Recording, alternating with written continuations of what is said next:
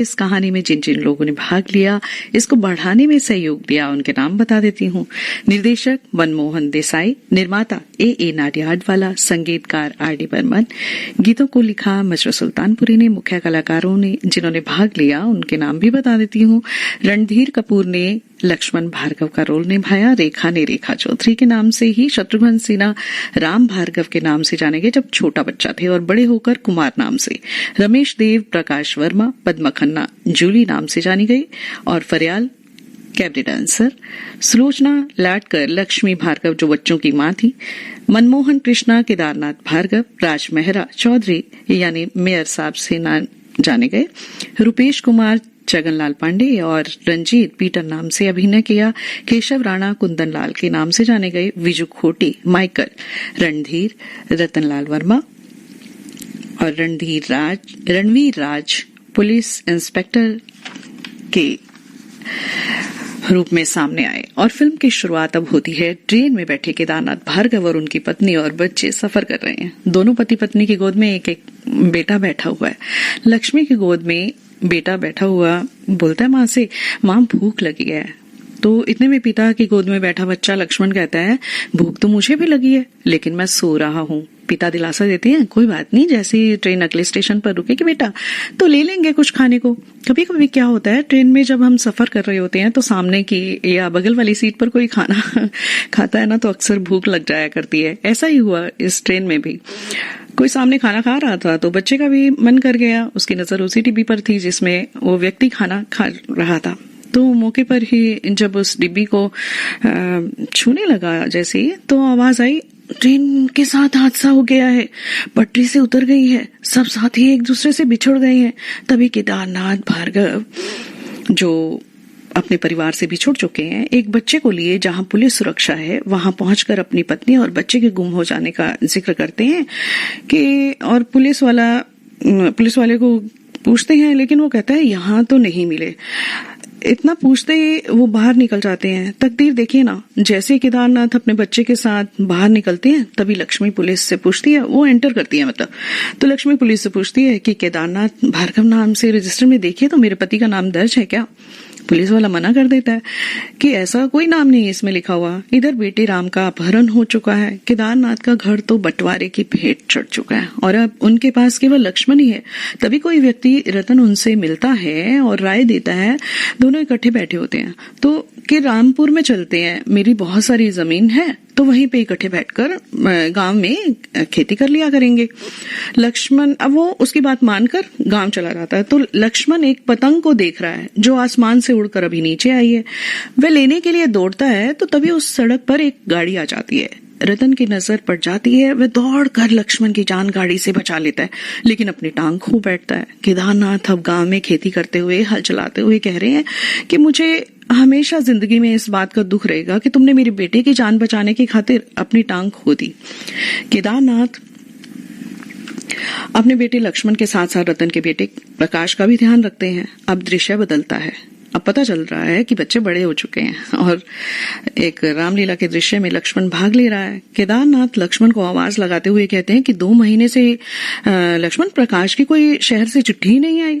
अब आपको बता दूं कि प्रकाश शहर जा चुका है, पता करो क्या हुआ। लक्ष्मण भगवान जी के आगे प्रार्थना करता है कि राम जी आप भी क्या करते हैं, आप ढूंढो, आप ही चिट्ठी लिखो प्रकाश भैया को, पर आप तो बोलते ही नहीं। चलो आपके पास लाल रंग का जो फूल है ना, अगर ये फूल अपने आप नहीं गिरा तो मैं समझूंगा कि चिट्ठी आ रही है, और अगर फूल गिर गया तो मुझे शहर जाना पड़ेगा।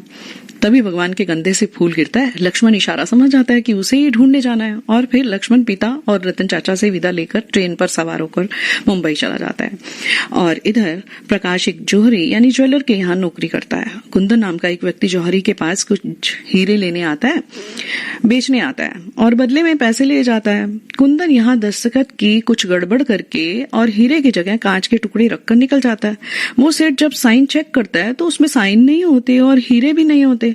वह प्रकाश पर शक करता है और कहता है कि क्या तुम्हारा उसके साथ कोई हिस्सा था, क्या कोई लेना देना था जो तुमने ऐसा किया। प्रकाश अपनी ईमानदारी की दुहाई देता है क्योंकि वो तो ऐसा काम कभी करने आया ही नहीं गांव से, वो तो नौकरी करने आया था ना कि ये काम करने। तो वो सेठ से 24 घंटे की मोहलत मांगता है कि मैं कुंदन को पकड़कर आपके सामने ला दूंगा। प्रकाश एक डांस क्लब में जाता है और कुंदन को ढूंढता है और कहता है कि बता तूने ऐसा क्यों दगा किया। अब कुंदन प्रकाश को कुछ पैसे देने के लिए कहता है कि चल थोड़े पैसे ले ले, बात को रफा दफा कर दे, लेकिन प्रकाश को ये सब गंवारा नहीं, वो तो सच बोलने के लिए उसको साथ ले जाना चाहता है। तभी अचानक कुंदन की पीठ पर कोई छुरा घोंप देता है और प्रकाश पर झूठा इल्जाम लग जाता है। प्रकाश अदालत में बयान दे रहा है कि उसे तो कुछ पता ही नहीं था और पीठ पर किसने वार किया। फैसला अगली तारीख पर डाल दिया जाता है। अगले दृश्य में रेखा जैसे ही अब रेखा का दृश्य शुरू हो गया। जैसे ही अपनी गाड़ी में बैठती है तो कुछ गुंडे उसके पीछे पड़ जाते हैं और फिर रामपुर का लक्ष्मण जो इस शहर में आ चुका है उन गुंडों पर भारी पड़ जाता है और रेखा को उनके चंगुल से बचा लेता है। गुंडे भाग जाते हैं और रेखा लक्ष्मण को धन्यवाद देती है।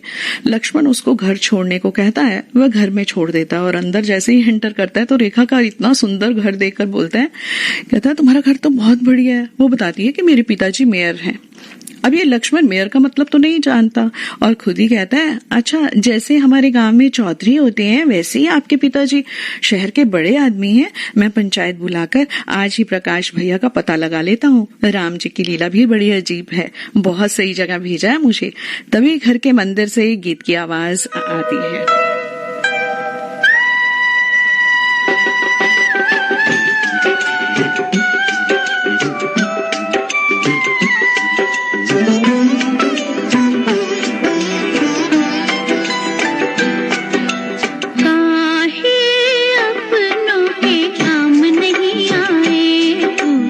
कहते हैं सबकी बिगड़ी राम बनाए तू तेरा।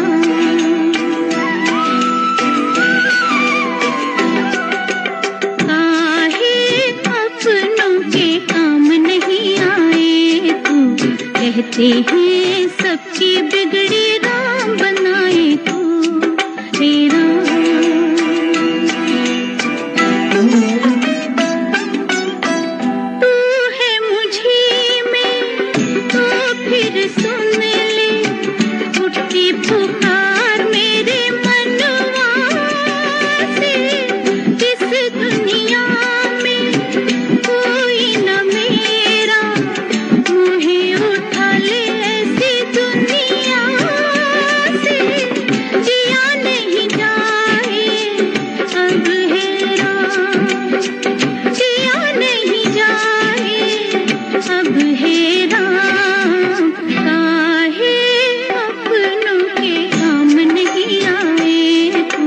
कहते हैं सबकी बिगड़ी राम बनाए तू तेरा।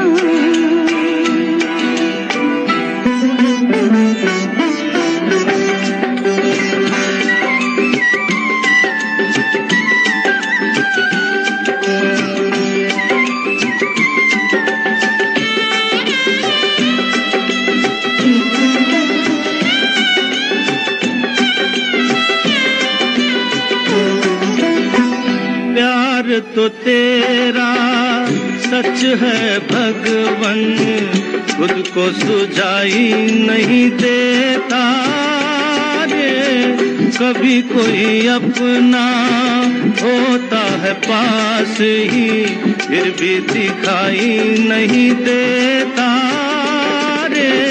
दोष है अपना तू बदनाम, दोष है अपना तू बदनाम। कौन कहे अपनों के काम नहीं आए तू, कहते हैं सबकी बिगड़ी राम बनाए तू तेरा। जैसे ये गीत की आवाज शुरू हुई थी तब लक्ष्मण उस आवाज से खिंचता इसी गीत में शामिल हो जाता है। मंदिर में ये और कोई नहीं लक्ष्मी है, यानी लक्ष्मण की माँ, जो दोनों एक दूसरे के रिश्ते से अनजान हैं। एक्चुअली लक्ष्मी मुंबई के मेयर और उनकी बेटी रेखा के घर में नौकरानी के रूप में काम कर रही हैं। गीत खत्म होते ही रेखा अपने पिताजी से लक्ष्मण को इंट्रोड्यूस करवाती है। पिताजी, इसी लक्ष्मण ने मेरी जान गुंडों से बचाई थी। लक्ष्मण से लक्ष्मी माँ का भी परिचय करवाते हुए कहती है कि ये मेरी माँ की तरह है, जिन्होंने मुझे पाल पोस कर बड़ा किया। माँ लक्ष्मी कहती है कि बेटा तुम्हारा नाम लक्ष्मण है, तुम कौन से गांव के हो? वो अपना गांव रामपुर बताता है। लक्ष्मी कहती है मेरे बेटे का नाम भी लक्ष्मण है, पता है मुझे नहीं मालूम कि वो कहाँ होगा। लक्ष्मण हर बात में यही कहता है कि ये सब राम जी की कृपा से है, उन्हीं की लीला है, कब किसी को कहाँ और कब ला देते हैं। तभी मेयर साहब उसे कहते हैं कि चलो चाय पी लो, लेकिन वो दूध पीने के लिए कहता है और रेखा पिताजी को बताती है कि ये आपको चौधरी जी कह रहा है, क्योंकि इसके लिए मेयर का मतलब बड़ा व्यक्ति यानी चौधरी होता है। लक्ष्मण चौधरी जी को गुजारिश करता है कि मेरा एक छोटा सा काम करवा दीजिए, मेरा भाई समान दोस्त है, काफी सालों से यहाँ है, नहीं मिल रहा। तो सभी उसी के लिए गांव में परेशान हैं। राम जी की आज्ञा से मैं उसे ढूंढने आया हूँ, मेरे पास उसका भी पता भी है और एक पर्ची निकालकर उनके हाथ में दे देता है। मेयर उस पर प्रकाश का नाम पढ़ते ही रेखा से आज का अखबार लाने को कहते हैं। चौधरी साहब उसे अखबार में वही फोटो दिखाते हैं, हीरो की घटना वाली और कुंदन की हत्या वाली। अखबार दिखाते हुए पूछते हैं, यही है तुम्हारा प्रकाश? लक्ष्मण उत्सुकता से कहते हैं, हाँ बिल्कुल यही है, क्योंकि लक्ष्मण को अच्छा लगता है कि उसके भाई का नाम किसी न किसी वजह से देखो इसमें अखबार में आया, लेकिन उसको नहीं पता कि किस वजह से आया। अब लक्ष्मण इतना ज्यादा पढ़ना लिखना तो जानता नहीं, उसे अखबार में फोटो देखकर अच्छा लगता है। मेयर साहब यानी चौधरी जी कहते हैं कि तुम इससे ना ही मिलो तो अच्छा होगा, उसने खून किया, उसे तो आजकल में सजा होने वाली है। लक्ष्मण को विश्वास ही नहीं होता। अब दृश्य बदलता है, जज साहब प्रकाश की मौत की सजा सुना रहे हैं। तभी लक्ष्मण अदालत में एंटर करते हुए कहता है, नहीं सरकार, भगवान के लिए इतना बड़ा जुल्म मत कीजिए, ये ऑर्डर वापस ले लो। प्रकाश भैया ने खून नहीं किया। जज साहब कहते हैं कि तुम्हारे पास कोई सबूत है? लक्ष्मण कहता है, हाँ जज साहब, बचपन में इससे जब एक बार चिड़िया अनजाने में मर गई थी, इसने 3 दिन खाना नहीं खाया था। तो सभी उसकी मासूमियत पर हंसने लगते हैं और लक्ष्मण को वहां के पहरेदार बाहर निकाल देते हैं। वे चिल्लाते हुए जा रहा है और कह रहा है, माय बाप, किसी के बेगुनाह को इतनी बड़ी सजा मत दीजिए, उस कुर्सी का सम्मान करो जिसने आपको इस पर बिठाया है। तभी बदलते दृश्य में राम एक व्यक्ति को बुरी तरह पीटता हुआ नजर आता है और व्हील चेयर पर चाचा आते मना करता है कि क्या ऐसे इसे मार डालोगे। राम याद दिलाता है कि याद करो तुम भी बचपन में ऐसे ही मुझे मार मार कर मनवा रहे थे। ये मंदिर में मूर्तियां चुराने गया था, केवल राम जी की मूर्ति ही ले आया। भला लक्ष्मण और सीता की मूर्ति के बिना अकेले राम की मूर्ति कौन खरीदेगा?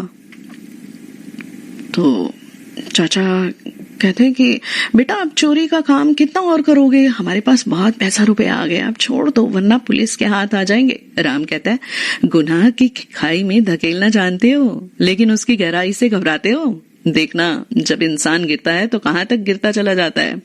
ऐसा कहकर वो चाचा को चुप करवा देता है। आपको याद होगा इसी व्यक्ति ने यानी जिसे राम चाचा कह रहा है, ट्रेन से राम का उसने अपहरण किया था।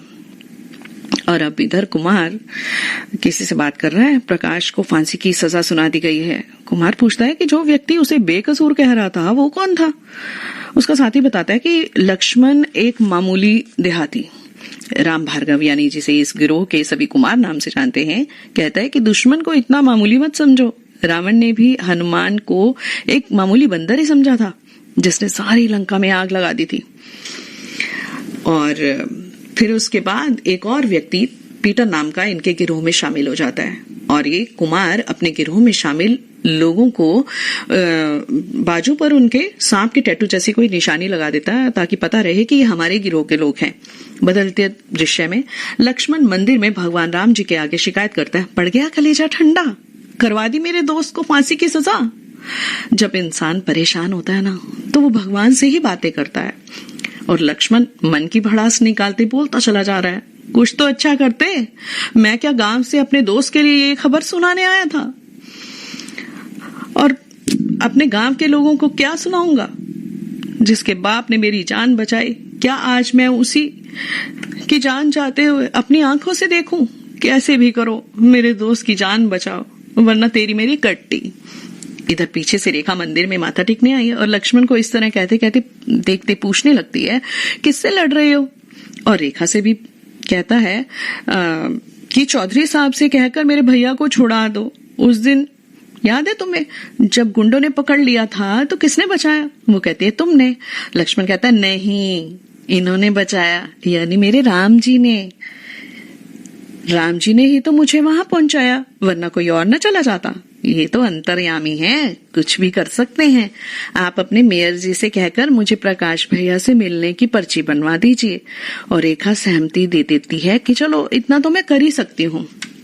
साथ ही लक्ष्मण जयकारा लगाता है, राम जी की जय। चलो श्रोताओ, हम भी एक बार जयकारा लगा ही देती हैं। बोलिए सियापति रामचंद्र की जय। अब दृश्य बदलता है। लक्ष्मण प्रकाश से मिलने जेल जाता है और कहता है कि एक बार मेरे राम जी की फोटो को देखकर कह दो कि तुमने सच्ची में खून नहीं किया। प्रकाश ने तो वाकई में खून नहीं किया था, वो तो बेचारा बेकसूर फंस गया था। अब लक्ष्मण बहुत खुश होता है कि जब प्रकाश राम जी की फोटो को छू कर कहता है सच में मैंने कुछ भी नहीं किया। जब इंसान सब तरफ से हार जाता है तो रास्ता उसी को याद करने के अलावा कुछ नहीं बचता। उसी की आस लिए अब लक्ष्मण दृढ़ निश्चय लेकर उसे बचाने की ठान लेता है। प्रकाश जो मन से टूट गया है कहता है जब फैसला हो गया है कि मुझे सजा मिलनी ही है तो अब क्या फायदा, क्या होगा। लक्ष्मण समझाता है कि अभी ईश्वर का फैसला आना बाकी है। तभी एक हवलदार लक्ष्मण से कहता है अब जाओ, मिलने का वक्त खत्म हो चुका है। प्रकाश लक्ष्मण को कहता है छगनलाल से घर की चाबी लेते जाना। अब लक्ष्मण छगनलाल पांडे की दुकान पर जाता है, वहीं छगनलाल से मिलता है। दृश्य परिवर्तित होता है। कुमार और रेखा एक रेस्टोरेंट में बैठे हुए हैं और कुमार अपना परिचय देता है कि मेरे पास सब कुछ है लेकिन एक चीज की कमी है, जीवन साथी की। सारी उम्र इंसान अपने साथी के लिए दौलत इकट्ठी करता है ताकि उसके कदमों में बिखेर दे। रेखा कहती है मैं दौलत से ज्यादा इंसान की कद्र करती हूँ। डैडी भी आपकी बहुत तारीफ करते हैं। तभी कुमार ये कहते वहां से उठ जाता है कि उसका कोई इम्पोर्टेंट कॉल आया है। और दूसरी तरफ लक्ष्मण छगनलाल के साथ उसी रेस्टोरेंट में एंटर करता है और रेखा को देखकर खुशी जाहिर करता है कि रेखा जी ये है छगनलाल पांडे ड्रेस वाला, मैं इन्हीं के साथ आया हूँ। और रेखा को कहता है आप जैसे शरीफ लोगों को यहाँ पर नहीं आना चाहिए। आज राम जी की कृपा से फिर मैं यहाँ पहुंच गया, उन्होंने मुझे समय पर भेज दिया। दे ताली, ये कहना उसका तकिया कलाम है। और वहां रखे नींबू और पानी जो हाथ नाखून साफ करने के लिए रखे हुए हैं उसको पी जाता है। तभी कुमार वहां आ जाता है और रेखा मिलवाती है कि ये कुमार साहब हैं। कुमार कहता है कि मैं यहाँ बैठा हुआ था। लक्ष्मण कहता है कि कुर्सी तो बैठने के लिए ही होती है, आज यहाँ कल कोई और तो फिर कोई और, दे ताली। तभी यहाँ एक गीत बजता है।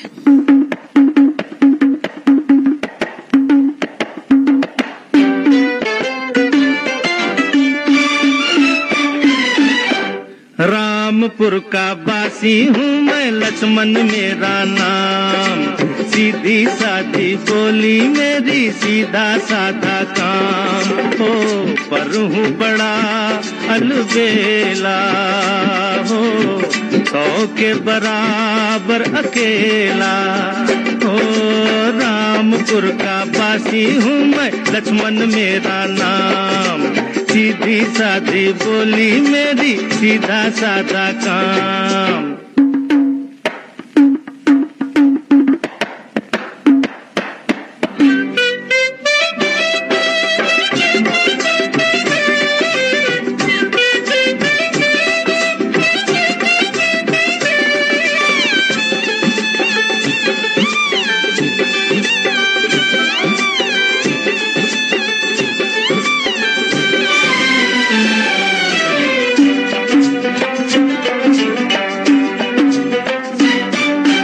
रुकना झुकना मैं क्या जानू ए भाई, हो यार की यारी मुझको यहाँ तलक लाई।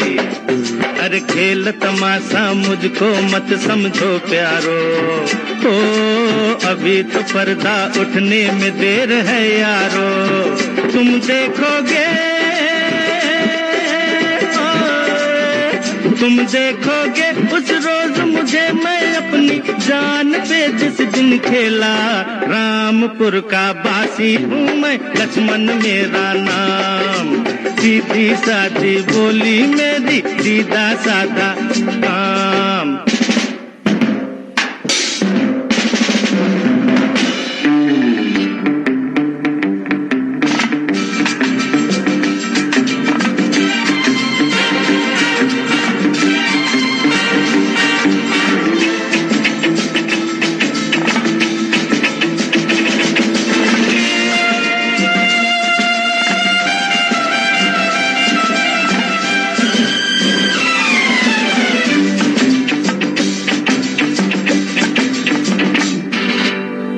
पर मोहब्बत में वैसे तो ढीला हूँ, ओ लेकिन दिल का मैं भी बड़ा रंगीला हूँ। अरे आंखों आंखों ही में जिन पे लहराऊं, ओ उन होठों की लाली उतार ले जाऊं। कर दूं पागल, कर दूं पागल हो चाहे गाँव की गोरी या कोई शहरी लैला। रामपुर का बासी हूँ मैं, लक्ष्मण मेरा नाम। सीधी सादी बोली मेरी, सीधा सादा काम।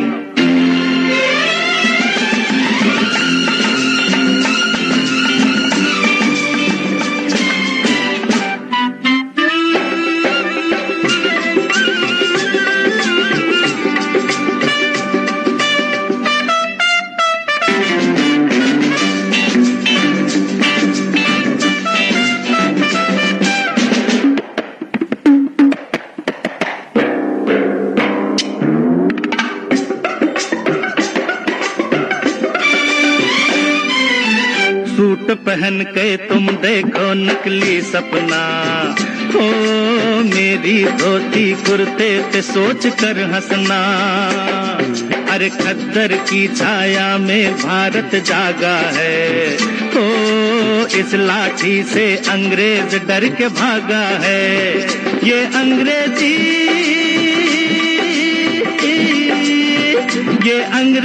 फैशन वैसन क्या जानू, मैं हूँ भारत का छैला। रामपुर का, अरे रामपुर का बासी हूँ मैं, लक्ष्मण मेरा नाम। सीधी सादी बोली मेरी, सीधा सादा काम। ओ पर हूँ बड़ा अलबेला, हो 100 के बराबर अकेला। ओ रामपुर का बासी हूँ मैं, लक्ष्मण मेरा नाम। सिनेमा घर कार्यक्रम में आज आप सुन रहे हैं रामपुर का लक्ष्मण कार्यक्रम, और कहानी और गीतों के साथ गाना खत्म होते ही कैबरे डांसर जो लक्ष्मण के साथ डांस कर रही है एक पर्ची दे जाती है। पर्ची को लेकर लक्ष्मण रेखा को पढ़ने को कहता है, जिस पर लिखा होता है नीचे लिखे पते पर मिलो, जरूरी काम है। लक्ष्मण नीचे जाता है। वो डांसर कहती है तुम अपने गांव वापस चले जाओ।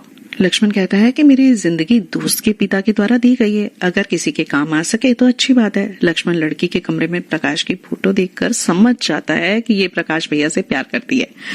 वो कहता है कि बाई जी, मैं प्रकाश भैया के पिता जी को वचन देकर आया था कि मैं प्रकाश भैया को साथ लेकर आऊंगा, प्राण जाए पर वचन न जाए।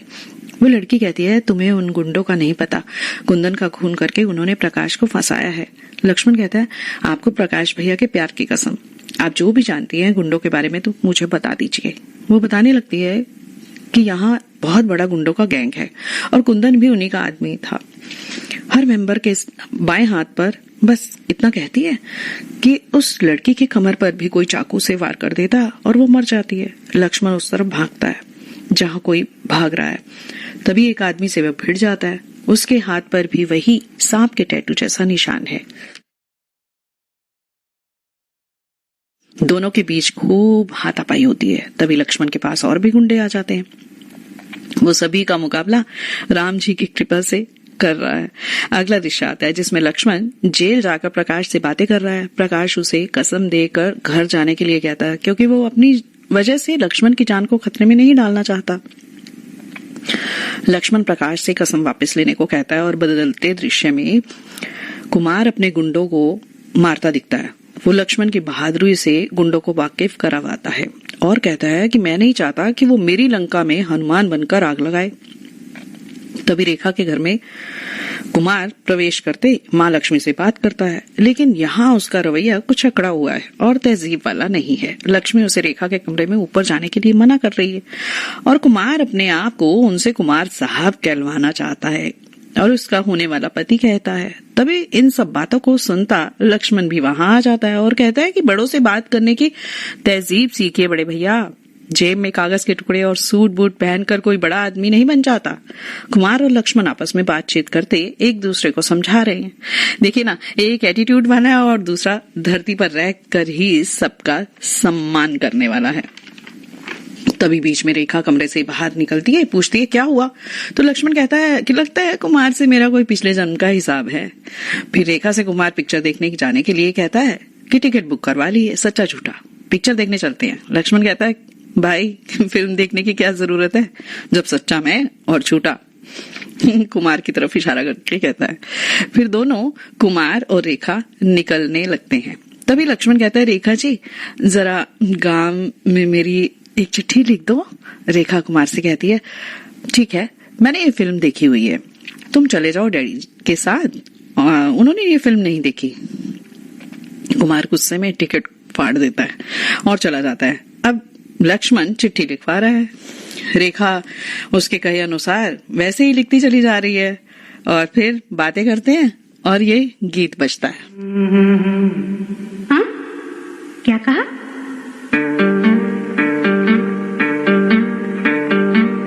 गुम है किसी के प्यार में दिल सुबह शाम, पर तुम्हें लिख नहीं पाऊं मैं उसका नाम। हाय राम, हाय राम। कुछ लिखा? हाँ। क्या लिखा?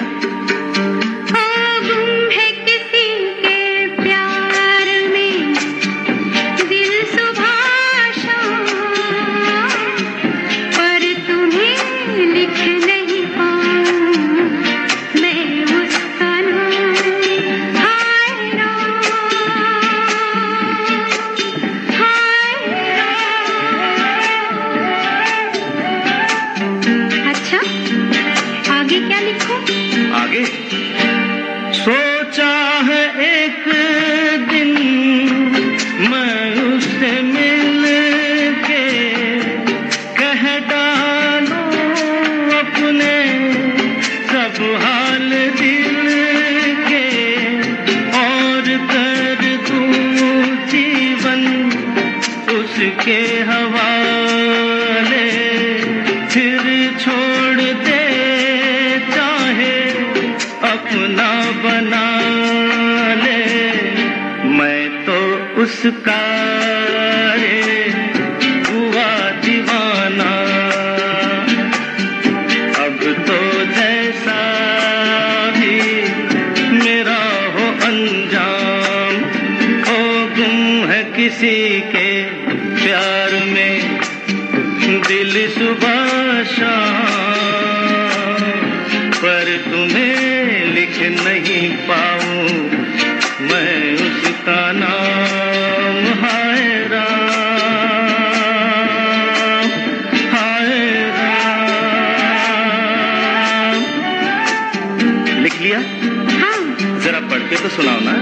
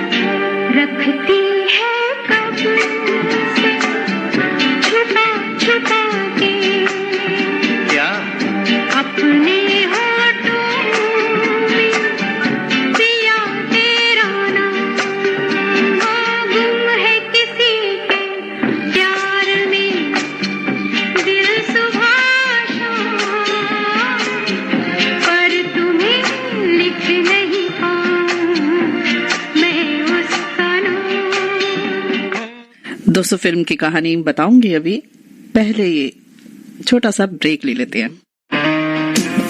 डाबर हानी के फायदे हैं मैनी फायदे मैनी डाबर हानी वेट कंट्रोल करीना है डाबर हानी खा लो, गिल्ट फ्री मीठा चाहिए डाबर हानी खा लो, न्यूट्रिशन है क्या पर बिल्कुल है, और टेस्ट में टेस्टी भरपूर है। डाबर हानी के फायदे हैं मैनी फायदे मैनी डाबर हानी। फायदा नंबर 1 करेगा इम्यूनिटी boost, फायदा नंबर 2 करेगा स्टैमिना improve, फायदा नंबर 3 करोगे तुम अग्री, हो जाओगे stress free and wanna fly like the bee. Dabur Honey के फायदे हैं many, फायदे many, डाबर हनी.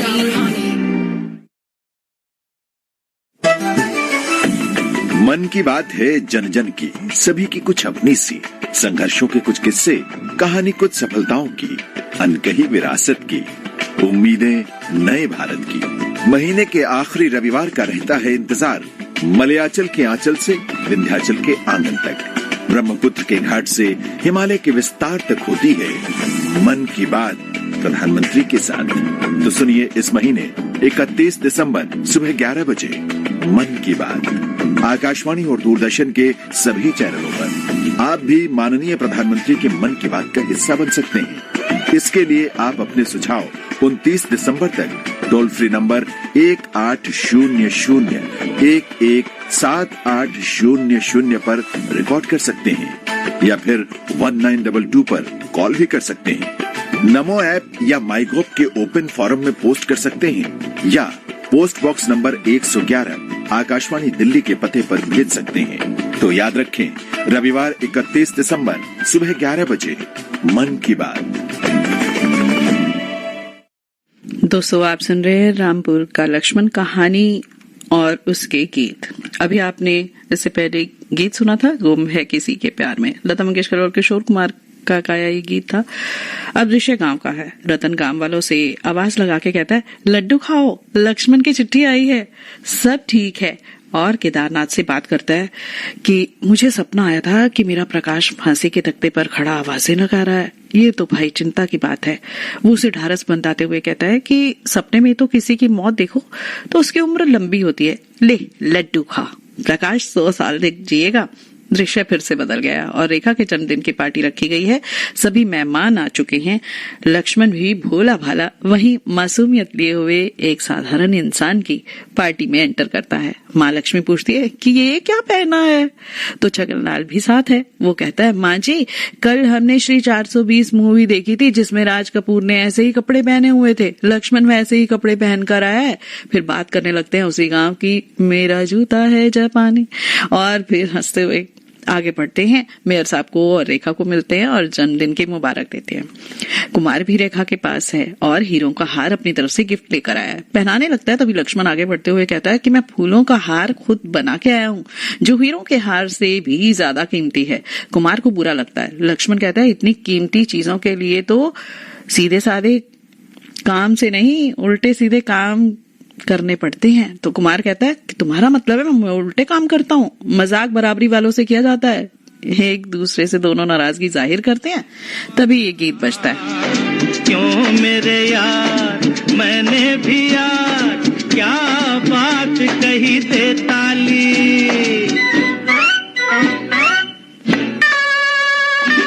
प्यार का समय कम है जहाँ लड़ते हैं लोग कैसे वहाँ, क्यों मेरे यार मैंने भी आज क्या बात कही दे ताली।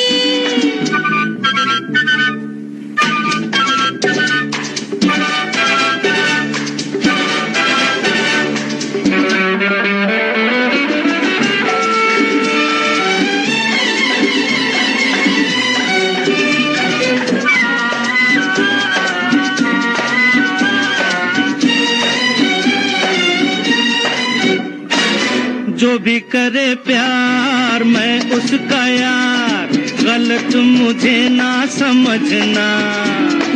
मैं तो यहाँ आया हूँ मिलन के लिए, मैं सुबह शाम सबका गुलाम, इतना मगर याद रखना बुरा हूँ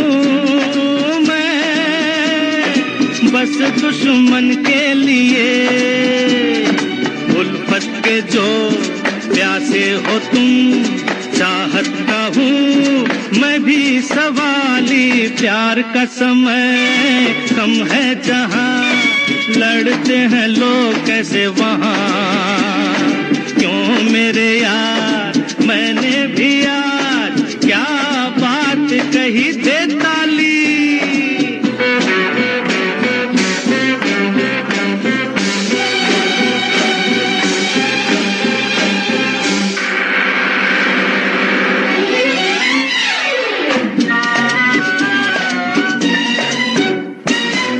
भी ये समा है मेहरबान, झूम के जी ले दीवाने। कैसी मस्तानी रात है, जिंदगी का ले ले मजा, फिर क्या हो कौन जाने। भाई मेरे कुछ ना तेरे हाथ है, दो चार पल लहरा के चल, है जिंदगी कब रुकने वाली। प्यार का समय कम है जहाँ, लड़ते हैं लोग कैसे वहाँ।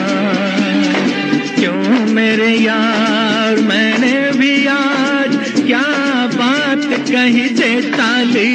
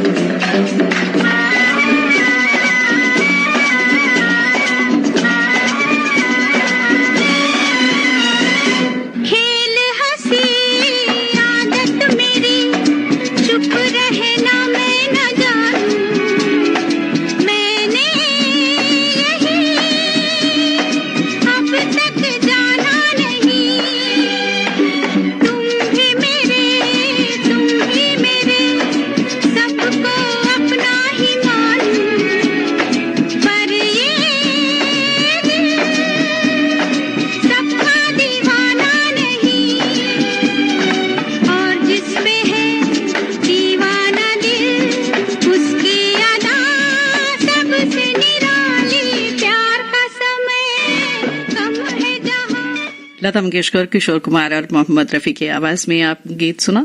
मजरू सुल्तानपुर ने बड़ी जबरदस्त बात कही कि प्यार का समा कम है जहां, लड़ते हैं लोग कैसे वहां। सच में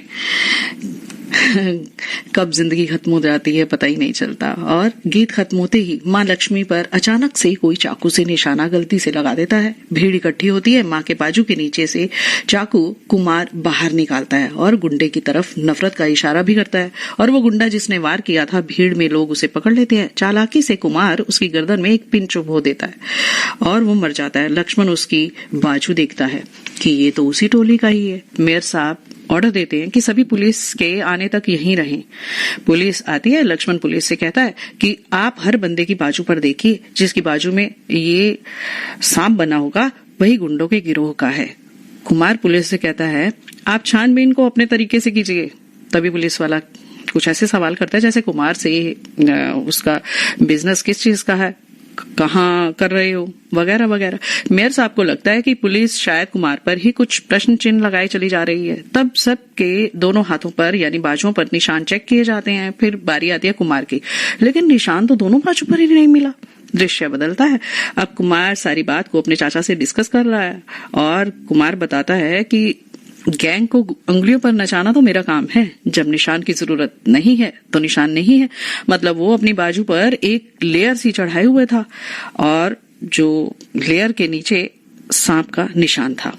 अगले दृश्य में लक्ष्मण माँ लक्ष्मी के लिए जड़ी बूटी लेकर आया है, सिलबट्टे पर पीस रहा है और माँ के घाव पर लगाएगा। इधर डॉक्टर भी दवाई दे रहा है तो वो रेखा से नाराज हो जाता है कि इन जड़ी बूटियों की जिम्मेदारी भाई मैं नहीं लेता, और डॉक्टर साहब बाहर चले जाते हैं नाराज होकर। इधर माँ लक्ष्मी और लक्ष्मण भावनात्मक बातें कर रहे हैं। माँ कहती है कि मेरे तो दिल में कई घाव हैं। लक्ष्मण कहता है आपको देखकर ऐसे लगता है बरसों पहले जब भगवान ने मेरे से मेरी माँ छीन ली थी लौट आई है। लक्ष्मी को भी वो अपना बेटा जैसे ही लगता है। तभी डॉक्टर साहब को रेखा फिर से अंदर ले आती है, वो जो नाराज हो गए थे। अब लक्ष्मण वहां से चला जाता है। अब छगनलाल एक ढाबे में बैठा हुआ है। तभी कोई व्यक्ति हट्टा कट्टा जिसका नाम लुइस डिसूजा है वहां आकर हाथ धोता है और रॉब मारकर कहता है जल्दी से चिकन और पीने के लिए कुछ लेकर आओ। तभी छगनलाल नोटिस करता है कि उसकी बाजू पर तो वही सांप का निशान है। छगन जल्दी से एक पेन लेकर आता है और अपनी बाजू पर भी वैसा ही मार्क कर लेता है। अब दोनों इकट्ठे बैठ जाते हैं। छगनलाल अपना परिचय देता है, चिम्स पोपली का छगनलाल पांडे हूँ, और बाजू पर वही मार्क दिखा देता है। अब डिसूजा को लगता है कि ये हमारे ही गैंग का है। फिर दोनों खुश होकर कहीं निकल जाते हैं। तभी लक्ष्मण को घर में एक एंटर करती हुई पर्ची मिलती है जिस पर लिखा होता है कि 24 घंटे के अंदर मुंबई छोड़कर चले जाओ, ये आखिरी मौका है। छगन घर पर लक्ष्मण को फोन करके कहता है कि गैंग के एक बंदे को मैंने पकड़ लिया है, तुम बस वहां से ये बोलकर आ जाओ कि तुम गांव जा रहे हो। इधर कुमार रेखा के घर जाता है और बिरयानी खा रहा है और लक्ष्मण भी आ गया ये कहने कि वो गांव जा रहा है, आखिरी राम राम कहने आया हूं। लक्ष्मण रेखा से उस चिट्ठी का जिक्र भी करता है और उसे जो धमकी भरा भेजा गया था। रेखा हैरान होती है और कहती है कि तुम डर गए, तुम तो प्रकाश भैया को छुड़ाने आए थे। लक्ष्मण कहता है कि क्या करूं, ये तो सब मेरी जान के पीछे पड़ गए जय राम जी की। लक्ष्मण कहकर निकल जाता है और रेखा अपसेट हो जाती है, लेकिन साथ ही पीछे गाड़ी में आ जाती है और फिर ये गीत बजता है।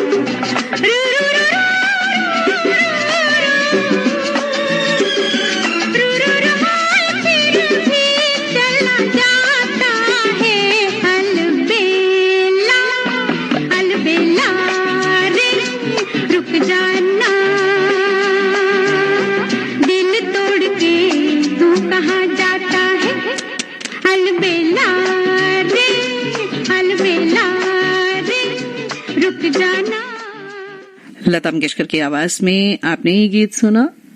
अभी हाजिर होती हूँ, ये ब्रेक ले लेते हैं। बदलते मौसम की खांसी तो आम कॉफ सिरप नहीं, घर लाओ डाबर हनी टस। तुलसी मुलेठी हनी से बना आयुर्वेदिक डाबर हनी टस अपना। खांसी बरसेगा दुश्मन डाबर हनी टस, डाबर हनी टस। अब हनी टस के साथ 10 रुपए का हॉट सिप सैशे बिल्कुल मुफ्त। और अब बात करती हूँ रामपुर का लक्ष्मण कहानी का बाकी हिस्सा। गीत के बाद लक्ष्मण तो चला जाता है बस में ताकि सभी को ऐसा लगे कि गांव चला गया है। और अब किसी वीरान जगह का दृश्य है जहां माइकल और एक दोस्त जीप से उतरते हैं और लक्ष्मण जो आगे जीप में आया है एक दूसरे से मिलते हैं। लक्ष्मण लुइस के भेष में है। तीनों एक दूसरे को बाजू का निशान दिखा रहे हैं जो सांप के टैटू जैसा बना हुआ है। श्रोताओं, कहते हैं ना कि मंजिल तक अगर किसी ने पहुंचना हो तो वैसा बन ही जाता है। लक्ष्मण भी अपने मकसद में कामयाब होने के लिए दुश्मनों के अड्डे तक पहुंचने के लिए ऐसा कर रहा है। फिर लुइस और माइकल एक जीप में निकल जाते हैं और अड्डे तक लुइस जाने के लिए एक कमरे में एंटर करता ही है कि एक लड़की जूली नाम बताते हुए उसकी बाजू से वो निशान हटाते हुए कहती है कि लुइस को जूली अच्छी तरह जानती है, तुम्हें नहीं पता। यहाँ लक्ष्मण अपने आप को संभाल लेता है और कहता है कि लुइस बीमार है, 1 लाख का नुकसान न हो जाए, इसीलिए मुझे लुइस बनाकर उसने भेज दिया। यहाँ जूली और लुइस जो कि एक्चुअल में लक्ष्मण है बातें कर रहे हैं और यहाँ जूली उसे 15-15 लाख का फायदा करवाने की बात भी कर रही है और उसके साथ शादी करने की भी। अब बदलते दृश्य में रेखा के घर का दृश्य है जिसमें मेयर साहब लक्ष्मी से खाना डाइनिंग टेबल पर खाने की तैयारी कर रहे हैं और बातचीत हो रही है कि रेखा घर पर नहीं है। लक्ष्मी को लगा कि वो मेयर साहब को बता कर गई होगी, लेकिन उन्हें भी नहीं पता है। कुमार आने वाला है, बात कर रहे हैं। मेयर साहब उसे घर का दामाद बनाना चाहते हैं और लक्ष्मी की राय भी जानना चाहते हैं, लेकिन लक्ष्मी अपने दिल की बात को जुबान पर ले ही आती है और मेयर साहब राजी नहीं होते। तभी कुमार घर पर एंटर करके कहता है, अनपढ़ों को अनपढ़ ही पसंद आते हैं अंकल। लक्ष्मी कहती है कि पढ़ाई लिखाई स्कूल में सिखाई जाती है और इंसान में संस्कार भी तो होने चाहिए। मेयर साहब लक्ष्मी को थोड़ा इज्जत सिखाने की बात बेइज्जती के डायलॉग सुनाकर कर देते हैं। वे कुमार के ही फेवर में है और कुमार से कहते हैं कि रेखा आज सुबह से कहीं गई है और लक्ष्मी को पता ही नहीं है। इस लक्ष्मी का ख्याल रखने के लिए हमने तो रखा था, मतलब रेखा का ख्याल रखने के लिए तो लक्ष्मी को रखा है। इधर बदलते दृश्य में रेखा ट्रेन से उतरती है और स्टेशन पर नाम लिखा हुआ है रामपुर, यानी वो लक्ष्मण के गांव रामपुर पहुंच गई है और किसी लड़के से पूछती है कि लक्ष्मण का घर देखा है, मुझे लक्ष्मण के घर पहुंचा दो। तो वो लड़का लक्ष्मण के घर ले जाता है। रेखा उसके पिता से मिलती है, अपना परिचय देती है और बताती है कि वो लक्ष्मण को बंबई में मिली थी और वो कुछ समय बाद गांव के लिए निकल आया था। लेकिन पिताजी कहते हैं कि वो तो आया ही नहीं, तुम कब की बात कर रही हो, सोमवार की। इधर साथ ही चाचा रेखा से मिलकर कहते हैं कि सोमवार को तो उसकी चिट्ठी आई है और लक्ष्मण की मजाक करने की आदत है, हो सकता है तुम्हें दिखाने के लिए बस में चढ़ गया और थोड़ी दूरी पर जाकर उतर गया, वो तो वैसे भी 2 महीने बाद आएगा। रेखा वापस जाने लगती है लेकिन लक्ष्मण के पिता उसे थोड़ा जलपान करने को कहते हैं। आपको पता ही है कि गांव में बहुत ऐसा अच्छा माना जाता है कि कोई घर में आया है तो वो जरूर कुछ ना कुछ खाकर जाए, तो वही हमें यहाँ नजर आता है इस कहानी में, इस मूवी में। रेखा यहाँ बातचीत करने पर जब इनसे बातचीत कर रही होती है तो उन दोनों को यह भी बता देती है कि प्रकाश को कुछ टाइम बाद खून के इल्जाम में फांसी लगने वाली है। सब हैरान रह जाते हैं। इधर जैसे ही सीन चेंज होता है तो लक्ष्मी अपना संदूक लेकर जा रही है और मेयर साहब को कह रही है कि मुझसे कोई भूल चूक हो गई हो तो माफ कर देना। वह उसे ज्यादा नहीं रोकते और जाने देते हैं। और फिर जैसे ही बाहर जाती है उनका नौकर माधव उन्हें कहता है, मालिक मैंने लक्ष्मी को कुछ चुराते देखा है। मेयर साहब यकीन नहीं करते लेकिन कुमार उनकी भावनाओं को सोचने पर मजबूर कर देता है। लेकिन आजकल किसी पर भरोसा भी तो नहीं कर सकते ना। लक्ष्मी को कुमार साहब रोकते हैं और उसका संदूक चेक करने के लिए कहते हैं और लक्ष्मी को बहुत हर्ट होता है कि इतने टाइम से उनके घर में रह रही है और आज देखो इनकी निगाह जो है शक की है। कोई बात नहीं, खैर जिसका दिल साफ होता है वो एकदम से एक एक कपड़ा करके चेक करवाती है तो उसमें ये क्या, कुछ आभूषण भी रखे हुए हैं। वो हैरान होकर रोती है, ये किसने किया, ये किसने रखे। तो कुमार कहता है कि ये तो हर चोर चोरी पकड़े जाने पर ऐसा ही कहता है। मेयर साहब को अंदर से बहुत नफरत हो रही है और कुमार माधव को हाथ में पैसे थमाकर, यानी ये सब किया धरा माधव का, ये माधव ने किया कुमार के कहने पर, वहां से निकल जाता है। लक्ष्मी निराश हताश अपनी आत्मा को कचोटते हुए रेलवे ट्रैक की तरफ निकल जा रही है। और तभी लक्ष्मण को जो डिसूजा के भेष में है वो वहीं देखता है कि पीछे से ट्रेन आ रही है और वो दौड़कर बचा लेता है और बताता है कि वो लक्ष्मण है और माँ को लेकर घर चला जाता है। वो माँ से ट्रेन की पटरी के पास जाने का कारण पूछता है, लेकिन लक्ष्मी कुछ नहीं बताती और कहती है कि लक्ष्मण तुम बताओ, तुमने ये हुलिया क्यों बना रखा है? तो बताता है कि मैंने ये हुलिया अपने दोस्त प्रकाश की जान बचाने के लिए बनाया। और लक्ष्मण इतना कहकर माँ के लिए चाय बनाने चला जाता है। माँ दीवार पर टंगी हुई तस्वीर देखती है जिसमें केदारनाथ और चाचा रतन हैं। वह अपने पति को पहचान जाती है और फोटो देखते ही भावनाओं का समंदर जैसे बहने लगता है। साथ ही कई सवाल। फिर लक्ष्मण से पूछती है कि ये कौन है? वह बताता है कि मेरे पिताजी और चाचा हैं। पिताजी बताते हैं कि मेरा भाई राम और माँ एक हादसे में 20 साल पहले बिछुड़ गए थे। माँ बताती है कि बेटा मैं ही तेरी माँ हूँ। प्यार और वात्सल्य अपने बच्चे को देती है, मिलती है और फिर बदलता है दृश्य। और फिर वो गुंडों का गिरोह कुछ प्लेन हाईजैक की बात कर रहे हैं और अपने अपने प्रॉफिट की बात कर रहे हैं। इधर अब ये पूरा गिरोह एक प्लेन में है और जो इन्होंने साजिश रच रखी थी। प्लान के मुताबिक गिरोह के लोग एयर होस्टेस भी बन गए और प्लेन को अपने तरीके से रुकवा रहे हैं। कंट्रोल पावर के लोग आपस में बात कर रहे हैं कि plane is going is wrong direction, यानी प्लेन जो है गलत डायरेक्शन में दिशा में जा रहा है। गिरोह के लोग इसमें सवार यात्रियों को भी डरा रहे हैं। सोने के बिस्किट से भरे बैग प्लेन में रखे जा चुके हैं, उतार लिए गए हैं और उन बैग्स को गिरोह के लोग कुमार की गाड़ी में रखवा रहे हैं। और सामने से लक्ष्मण जो डिसूजा बना हुआ है समझ आता है कि कुंदन को मरवाने में, प्रकाश को फंसाने में कुमार का हाथ है और वो मनी मन उसे पुलिस के हवाले कैसे करवाऊं सोचने लगता है। अब फिर से सीन दूसरी तरफ मोड़ लेते हुए यहाँ रेखा माँ लक्ष्मी से अपने पिताजी की तरफ से माफी मांग रही है और कह रही है घर चलो, और कहती है कि लक्ष्मण के पिता को अपने साथ घर लेकर आई है। माँ बहुत खुशी व्यक्त करते हुए बताती है कि लक्ष्मण मेरा बेटा है। रेखा खुश होती है, छिपकर खिड़की से उनकी बातें असली डिसूजा सुन लेता है और फिर दृश्य बदलता है। इधर गिरोह के लोग चीफ को मारने की बात कर रहे हैं कि हम अपनी जान पर खेलकर करोड़ों कमाते हैं और चीफ जूली को मारने की भी चीफ को जूली मारने का सोच रही है। मनी मन लक्ष्मण कुमार के लिए सोचने लगता है इसी ने खून किया और जूली इसे मार डालेगी। और यहाँ लक्ष्मण थोड़ी चाल चलते हुए जूली की शराब में कोई दवाई मिला देता है। अगला दृश्य है जिसमें कुमार चीफ सबको पैसे बांट रहा है। जब लुइस डिसूजा को वो पैसे देने लगता है तो उसे कुछ चेहरा देखा देखा सा लगता है। तभी ये गीत बजता है, सुन लेते पहले ये गीत।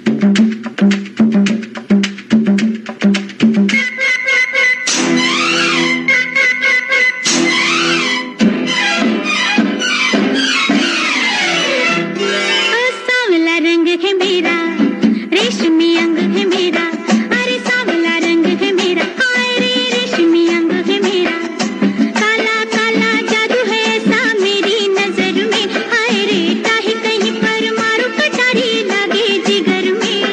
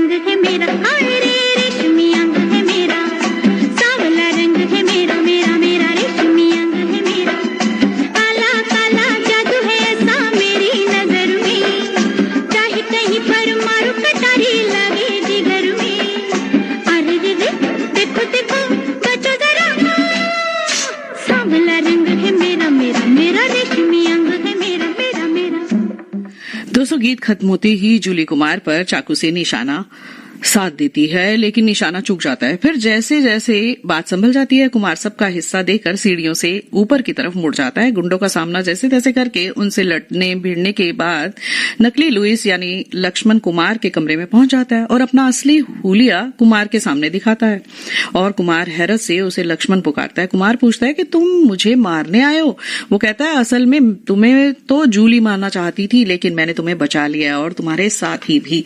लक्ष्मण उसे कहता है कि तुमने कुंदन का खून किया है और प्रकाश इस झूठे केस के आरोप में फांसी पर लटकने वाला है। अपना जुर्म कबूल कर लो और मेरे साथ पुलिस स्टेशन चलो। तभी उसी कमरे में रेखा अचानक से आ जाती है और हैरान होती है कि इस गैंग का लीडर है कुमार। रेखा लक्ष्मण को बताती है कि कुमार ने मुझे और माजी को अपने गुंडों से यहां मंगवाया है। तभी असली डिसूजा भी वहां आ जाता है और खूब हाथापाई होती है और कुमार के आगे मां दुहाई करती है कि बेटा छोड़ दे लक्ष्मण को। कुमार मां को भी धक्का दे देता है। मां पत्थर से टकराकर गिर जाती है और बेहोश हो जाती है और फिर भयंकर लड़ाई। तभी कुमार का चाचा वहां आ जाता है। मां लक्ष्मी को देखकर हैरान हो जाता है। उसे वो सारी चीजें रिकॉल हो जाती हैं जब वो ट्रेन में बैठने वाला सीन था ना। फिर चाचा कुमार को बता देता है कि वो लक्ष्मी मां केवल लक्ष्मण की मां नहीं है, वो तुम्हारी भी मां है। चाचा तभी गुंडों की गोली का शिकार हो जाता है और लक्ष्मण से कहता है कि कुमार तुम्हारा भाई है और मर जाता है। भयंकर लड़ाई सबके बीच गुंडों के बीच में होती है। अब लक्ष्मण और कुमार एक साथ हैं और फिर कुमार उधर प्रकाश को पुलिस फांसी के तख्ते पर चढ़ाने वाली है। तभी कोई गुंडा कुमार पर भी गोली चला देता है और एक डायरी में कुमार लिख देता है कि मैंने ही कुंदन का खून किया था और मां को मत बताना कि ये उसका अभागा बेटा मैं ही राम हूं। उसे बहुत दुख होगा ये जानकर कि उसने राम नहीं रावण को जन्म दिया था। अंत में पुलिस आ जाती है, सारा परिवार भी एक साथ हो जाता है और तभी एक सिपाही के मैसेज पर एक आदमी ऑर्डर देता है कि फांसी को रोक दो। प्रकाश को रिहा कर दिया जाता है और लक्ष्मण रेखा की शादी हो जाती है। प्रकाश भी इसी खुशी में शामिल नजर आता है। लक्ष्मण को माँ और पिता चाचा दोनों मिल चुके हैं, लेकिन माँ का बेटा राम खो चुका है। भगवान के मंदिर में राम दरबार की मूर्तियों के साथ ही फिल्म का अंत हो जाता है। एक बात तो कहनी पड़ेगी कि जैसा संग वैसा रंग। इंसान जैसे एनवायरनमेंट में रहता है ना, उस पर वही संस्कार, वही मिट्टी और विचार आते हैं। रामपुर का लक्ष्मण एक हिट मूवी रही और जिसमें रणधीर कपूर ने बहुत अच्छा रोल निभाया, बड़ी मासूमियत से, और इनके करियर को भी बढ़ावा मिला। यानी रणधीर कपूर की एक्टिंग भोलापन गजब का है। फिल्म सभी देखते हैं लेकिन नजरिया सबका अलग अलग होता है। जिसे सकारात्मक बातें उठानी होती हैं वो अपनी नेचर में ढाल लेते हैं। इसी के साथ ही आज का ये कार्यक्रम संपन्न होता है।